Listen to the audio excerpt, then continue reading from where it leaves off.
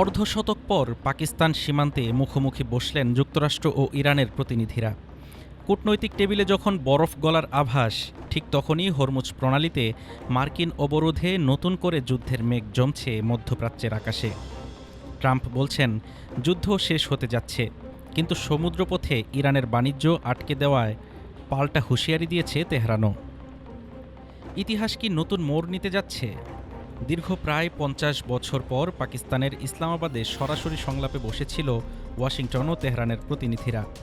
যদিও প্রথম দফার আলোচনা কোনো চূড়ান্ত সিদ্ধান্তে পৌঁছাতে ব্যর্থ হয়েছে, কিন্তু হাল ছাড়েনি মধ্যস্থতাকারী পাকিস্তান।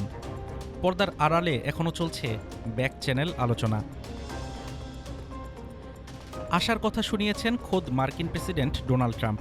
তিনি বিশ্বকে অসাধারণ দুটি দিনের জন্য প্রস্তুত থাকতে বলে দাবি করেছেন। ইরানের সাথে যুদ্ধ শিগগিরই শেষ হতে যাচ্ছে, এমনটি বলেছেন ট্রাম্প। ট্রাম্পের এমন বার্তায় বিশ্ব শেয়ার বাজারে চাঙা ভাব দেখা দিলেও সংশয় রয়ে গেছে তেলের বাজারে। কূটনীতির সমান্তরালে হরমুজ প্রণালীতে বইছে যুদ্ধের হাওয়া। সমুদ্রপথে ইরানের তেল বাণিজ্য ঠেকাতে কঠোর অবরোধ আরোপ করেছে মার্কিন বাহিনী। মার্কিন ডেস্ট্রয়ারের বাধায় ফিরে যেতে বাধ্য হচ্ছে চীনা মালিকানাধীন ট্যাঙ্কারও। ইতোমধ্যে জব্দ করা হয়েছে ইরান সংশ্লিষ্ট ৮টি ট্যাঙ্কার। এর প্রভাবে বিশ্ববাজারে অপরিশোধিত তেলের দাম ব্যারেল প্রতি $৯৫ ছাড়িয়েছে। ওয়াশিংটনের এমন পদক্ষেপে ক্ষুব্ধ তেহরান।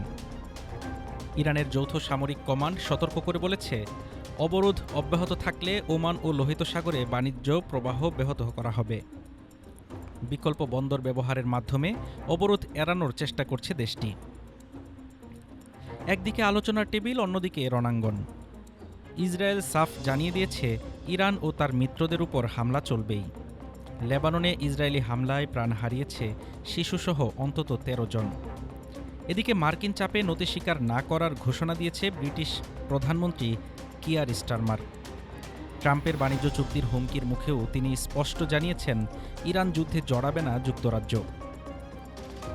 মধ্যপ্রাচ্যের এই অস্থিরতার মাঝেই বেইজিংয়ে বৈঠকে বসেছেন রুশ পররাষ্ট্রমন্ত্রী সার্গেই লাভরভ ও চীনা president Xi Jinping.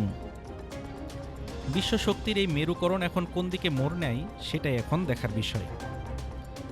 Hafizur Rahman তুষার, ঢাকা টুডে।